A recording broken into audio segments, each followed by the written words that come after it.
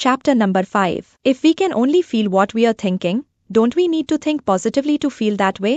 अगर हम केवल वही महसूस कर सकते हैं जो हम सोच रहे हैं, तो क्या हमें पॉजिटिव सोचने की आवश्यकता नहीं है? डिकन बेटिंगर कहते हैं, हम केवल एक विचार दूर हैं शांति, प्रेम और आनंद से, जो बिना विचार की स्थिति से आते हैं। हम केवल वही महसूस कर सकते हैं जो हम सोच रहे हैं।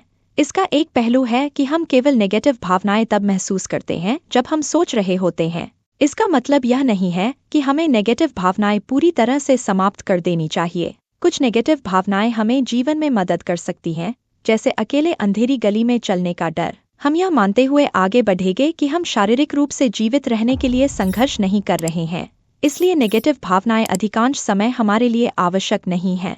जब हम कहते हैं कि हम केवल वही महसूस कर सकते हैं जो हम सोच रहे हैं, तो अधिकतर लोग यह मान लेते हैं कि हमें पॉजिटिव भावनाएं महसूस करने के लिए सकारात्मक सोचना होगा।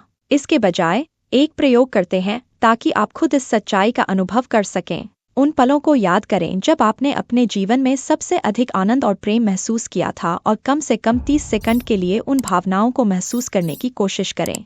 उस समय आपके मन में किस तरह के विचार थे? अधिकांश लोग पाते हैं कि उस समय उनके मन में कोई विचार नहीं थे। यदि किसी ने सोचा कि वे आभारी हैं, तो क्या आपने उस भावना को पहले महसूस किया या बाद में?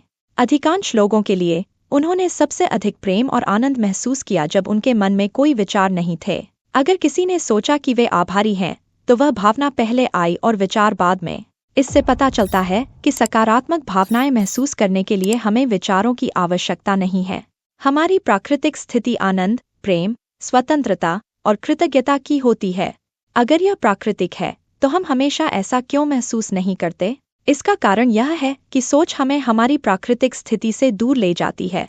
जब हम बहुत अधिक सोच रहे होते हैं, तो हम अत्यधिक तनावग्रस्त महसूस करते हैं।